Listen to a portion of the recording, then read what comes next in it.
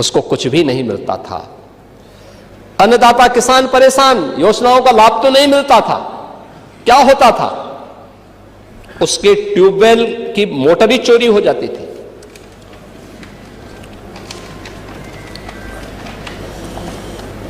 हमने उसको सुरक्षा की गारंटी भी दी। 16 लाख प्राइवेट ट्यूबवेल को फ्री में बिजली की गारंटी भी दी है। और यूपी पहला राज्य है जो अपने अन्नदाता किसानों को सर्वाधिक बिजली की आपूर्ति करता है, सर्वाधिक आपूर्ति करता है। हमारे पश्चिम के किसान आए थे, हमारे आरएलडी के सभी माननीय सदस्य हैं, बालियान जी हैं, ये सभी हमारे माननीय विधायकगण हैं। पश्चिमी यूपी से हमारे जितने भी विधायकगण, ये लोग अक्सर आते थे मेरे पास, कहते थे कि साहब गन्ना किसानों का कुछ हो जाए।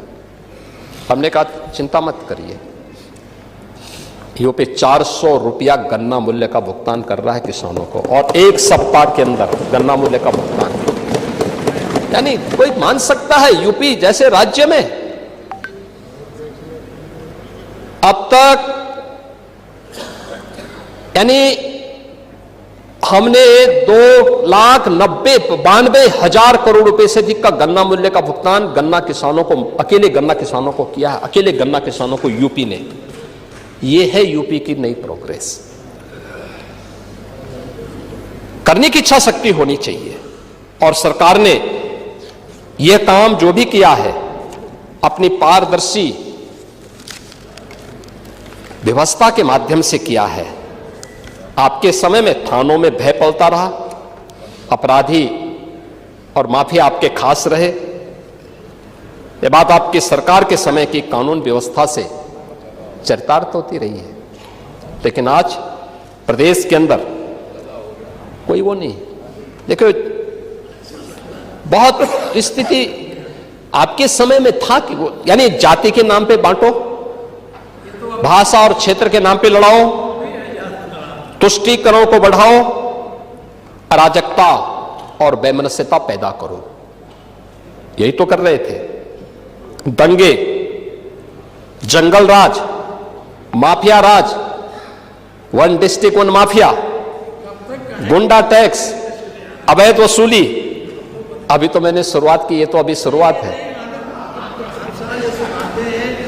सत्ता के संरक्षण में पैरेलल नहीं, 11 वर्ष नहीं, अभी तो आपको जो है 2047 तक इंतजार करना होगा। अभी 2000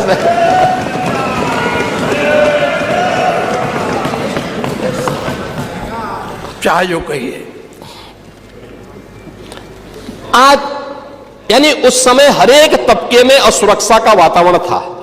प्रदेश की छवि अराजकता की थी, अस्थिरता की थी। और आज रूल ऑफ लॉ आज यूपी के अंदर है। कोई सांप्रदायिक दंगा नहीं है। दंगाई, ओह, दंगा कैसे होता है और दंगाई का उपचार कैसे होना है,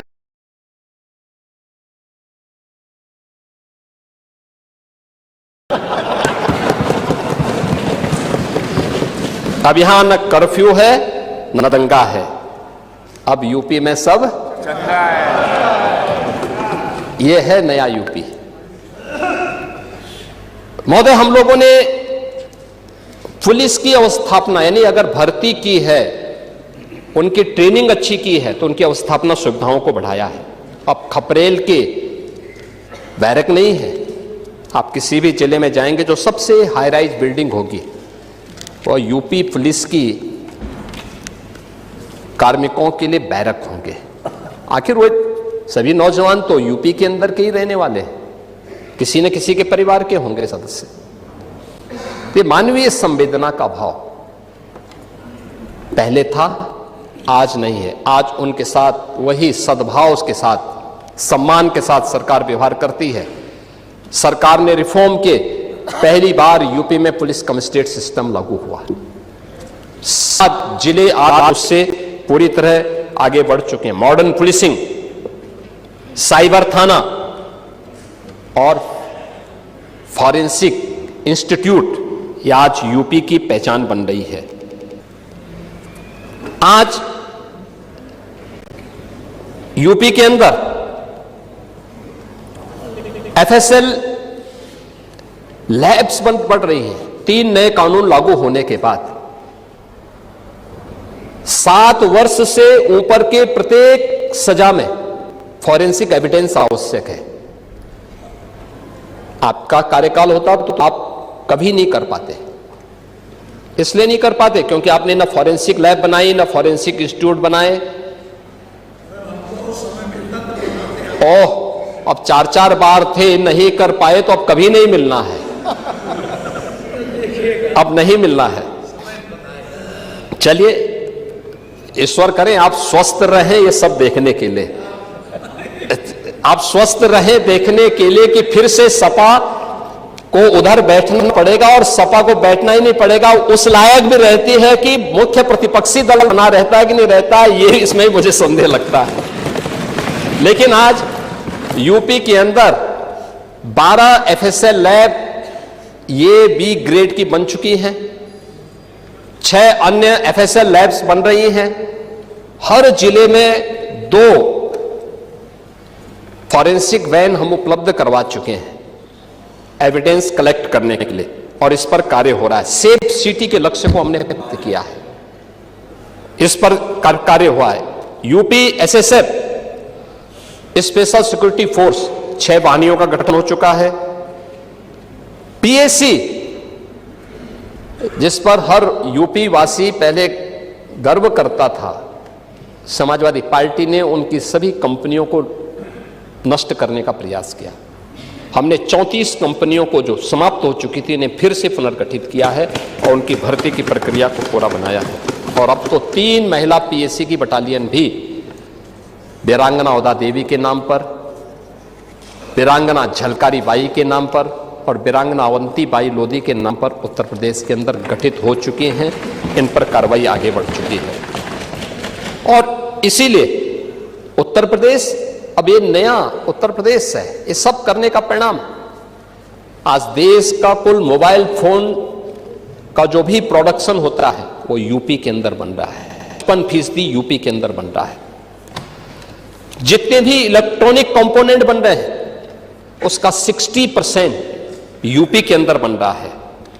और आज यूपी के अंदर ईज ऑफ डूइंग बिजनेस में देश के अंदर यूपी टॉप अचीवर स्टेट के रूप में अब यूपी जाना जाता है।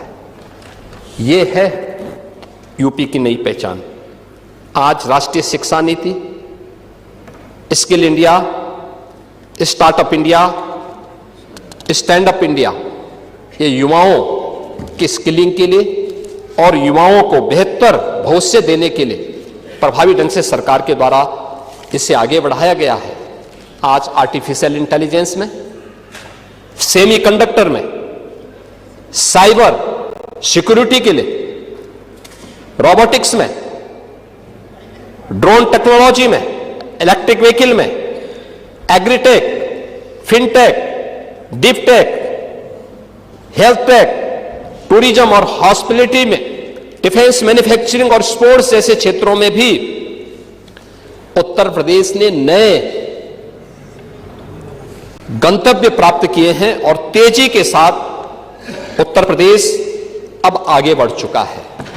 महोदय, यूपी के अंदर जो प्रयास प्रारंभ हुए, यूपी जैसे राज्य में इतनी फर्टाइल लैंड, इतना अच्छा जल संसाधन, लेकिन टेक्नोलॉजी नहीं देते थे, अच्छा सीड नहीं देते थे। कल किसान दिवस था, किसानों के मसीहा चौधरी चरण सिंह जी के 123वीं जयंती के अवसर पर एक कार्यक्रम विधान भवन के सामने भी हुआ था और मैं समझता था कि नेता प्रतिपक्ष और हमारे विरोधी दल के भी सदस्य उसमें भाग लेंगे, क्योंकि चौधरी साहब तो प्रदेश के नेता थे, देश के नेता थे। आप उस कार्यक्रम में नहीं थे, आएंगे भी नहीं आप लोग, क्योंकि आप लोग तो हर एक कार्य को आप वोट बैंक के नजरिए से देखते हैं। आपकी नियत है, आप किसान को वोट बैंक की नजर से देखते हैं इसलिए कुछ किए नहीं, आप दलितों को वोट बैंक की निगाह से देखते हैं इसलिए कुछ बोलते नहीं। इसलिए मैं कह रहा हूं ना, देखो बांग्लादेश में एक दलित नौजवान को कैसे जला दिया गया, आप लोग गाजा पट्टी में होने वाले किसी भी उस पर आंसू बहाते हैं, लेकिन आपकी जबान से एक शब्द नहीं निकल रहा है, क्योंकि एक दलित नौजवान मारा गया बांग्लादेश में, और उस नौजवान के मरने पर आपकी जबानें सिल चुकी हैं, क्योंकि आप उसको केवल वोट बैंक के रूप में इस्तेमाल करते हैं। ये भी तो राजनीति है। ये राजनीति नहीं है पांडे जी, ये राजनीति नहीं है, ये वो सच्चाई है जो आपकी तुष्टीकरण की नीति है, जिसके कारण बांग्लादेश बना है। अगर बांग्लादेश पाकिस्तान नहीं बना होता, इस तरीके से हिंदू नहीं जलाया होता, और जलाता तो फिर उसकी क्या दुर्गति होती या वह भी जानता। ये सुरक्षा की गारंटी, वहां मारे जा रहे हैं हिंदू, आप लोग नहीं बोलेंगे। एक कैंडल मार्च निकाल के चलते हैं गांजा के मुद्दे को लेकर के, लेकिन पाकिस्तान और बांग्लादेश में हिंदू मारा जाता है तो आपके मुंह बंद हो जाते हैं, क्योंकि मरने वाला हिंदू है, दलित है, आप बोलेंगे नहीं। और यही सच्चाई है। निंदा प्रस्ताव पारित होना चाहिए, और यह प्रस्ताव नेता विरोधी दल की तरफ से आना चाहिए कि इस घटना की हम भर्त्सना करते हैं, और बांग्लादेश सरकार को इस बात की चेतावनी देता हूं। और इसीलिए हम कह रहे हैं, नोट करना, ये चीजें होनी चाहिए, और हमारा भी प्रयास होना चाहिए। जब बांग्लादेशी को यहां से निकालेंगे और रोहिंग्या को यहां से बाहर का रास्ता दिखाएंगे, तो उनके समर्थन में मत आना, क्योंकि उनमें से बहुत सारे लोगों के वोट आपने बनवाए हैं, उनके बहुत सारे लोगों के लिए आधार भी बनवाने का पाप किया है आप लोगों ने। इसलिए इन चीजों को ध्यान में रखना, और एक एक चीज की स्क्रीनिंग होगी, बहुत प्रभावी कार्रवाई करेंगे।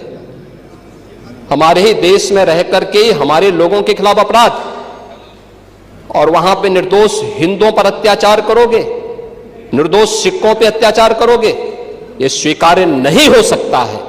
और यही आप करते हैं कि किसानों के बारे में भी आपका आचरण यही है। कल देखिए, शाही जी ने चौधरी चरण सिंह सीड पार्क का भी जमीन आवंटन का काम प्रारंभ कर दिया। अच्छा, किसान को अच्छा बीज मिले, अच्छी तकनीक मिले, कम लागत में ज्यादा उत्पादन। आपके समय में क्या होता था? लागत ज्यादा थी, उत्पादन कम था, बाजार नहीं था, किसान तबाह था, परेशान था, बिचौलियों के द्वारा लाभ ले लिया जाता था। आज किसान सुरक्षित है, किसान को योजनाओं का लाभ मिल रहा है। और कल चौधरी साहब के नाम पर कार्यक्रम था, और इन सभी माननीय सदस्यों ने गन्ना मूल्य के बारे में कहा, हम लोगों ने दिया, लगातार दे रहा। यूपी आज के दिन पर देश के अंदर गन्ना उत्पादन का नंबर 1 का राज्य है। आपके समय में चीनी मिलें बिकती थी, बंद होती थी, वर्षों का गन्ना मूल्य बकाया रहता था, किसान तरसता था। अब यह स्थिति नहीं है। अब अन्नदाता किसान हमारे लिए वोट नहीं, वह सम्मान का पात्र है। आज उसको नए तकनीक के साथ आच्छादित किया जा रहा है। 22 लाख हेक्टेयर से अधिक भूमि को सिंचाई की सुविधा दी गई है। आप स्वीकार करें ना करें, लेकिन उस सच्चाई को जमीन पर देखेंगे तो ये चीजें आपको देखने को मिलेगी। और परिणाम क्या है? परिणाम है जो आपने 8% किसान विकास की दर रखी थी, कृषि विकास की दर, अब ये बढ़कर के 18% पहुंच चुकी है यूपी की कृषि विकास दर। एमएसपी के साथ ही डीबीटी के माध्यम से भुगतान करने में आज उत्तर प्रदेश देश के अंदर नंबर 1 स्थान पर है। आज यूपी उसका परिणाम है कि देश के अंदर कृषि योग्य भूमि का केवल 11% हिस्सा रखता है, लेकिन उत्पादन, अच्छा बीज, समय पे बीज, अच्छी तकनीक और बहुत सारी जगह 3-3 फसल अब किसान ले रहा। परिणाम है 21% देश का कुल खाद्यान्न अकेले यूपी आज पैदा कर रहा है। यूपी का अन्नदाता किसान पैदा कर रहा है। और प्रधानमंत्री जी ने प्रधानमंत्री किसान सम्मान निधि का लाभ भी यूपी के किसानों को दिया है और अब तक 94,668 करोड़ 58 लाख रुपए सीधे डीबीटी के माध्यम से एक अन्नदाता किसान के खाते में पहुंचा है। इसमें तो किसी को संदेह नहीं होगा, इसमें भी चेहरा नहीं देखा गया। किसान किसान है, आपके लिए वो भेदभाव का शिकार हो सकता है, हमारे लिए नहीं। हमारे लिए किसान किसान है। और गन्ना उत्पादन के बारे में जो कह रहा था, 55% गन्ना का उत्पादन देश के अंदर यूपी कर रहा है। यूपी के अंदर इथेनॉल उत्पादन में जो केवल 41 करोड़ लीटर था, आज 182 करोड़ लीटर इथेनॉल का उत्पादन अकेले यूपी कर रहा है। यूपी के अन्नदाता किसानों के माध्यम से हो रहा है। आज हमारे पास एक्सप्रेसवे, लॉजिस्टिक पार्क, किसानों की उपज को राष्ट्रीय और अंतर्राष्ट्रीय बाजार तक पहुंचाने के लिए एक बेहतरीन कनेक्टिविटी भी हमारे पास है। एग्रीकल्चर वैल्यू चेन के लिए स्टोरेज है, प्रोसेसिंग सेंटर है, कोल्ड चेन इंफ्रास्ट्रक्चर है और बड़े पैमाने पर आज यूपी के अंदर इस फील्ड में इन्वेस्टमेंट भी हो रहा है। हमने यहां पर हर खेत को पानी देने के जिस लक्ष्य को आगे बढ़ाया है, नहरों के माध्यम से, तो देश के अंदर 86% सिंचित भूमि अकेले यूपी के पास है। यूपी सर्वाधिक सिंचित भूमि रखता है देश के अंदर। नहरों का, पाइपलाइन का, माइक्रो इरिगेशन का और तमाम बड़ी परियोजनाओं के साथ ही पीएम कुसुम योजना के माध्यम से भी 94,000 अन्नदाता किसानों को सोलर पैनल उपलब्ध करवाए गए हैं। और मैंने पहले कहा, किसानों को फ्री में बिजली, 16 लाख किसानों के ट्यूबवेल के बिल माफ करके सरकार उसके लिए पैसा उपलब्ध करवाती है।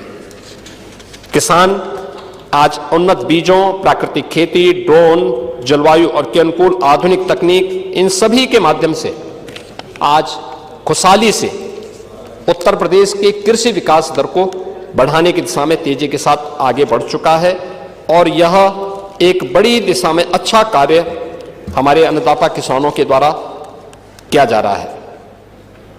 महोदय, अन्य क्षेत्रों में भी उत्तर प्रदेश ने काफी बड़ा काम किया है। यानी गाय का दूध पीते हैं ये लोग भी, लेकिन गाय को दूध पीने के बाद छोड़ देते हैं। अब आपके वैसे भी आदत खराब है, कोई बूढ़ा हो जाता है उसको छोड़ देते हैं, निकाल देते हैं।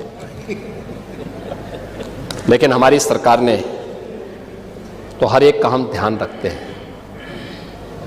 16 लाख से अधिक गौवंश के लिए गौ संरक्षण स्थल बना करके सरकार कार्य कर रही है और 1500 रुपये एक गाय का अन्नदाता किसान अगर पालता है अपने घर में तो उसका वेरिफिकेशन करने के बाद भुगतान सरकार कर रही है।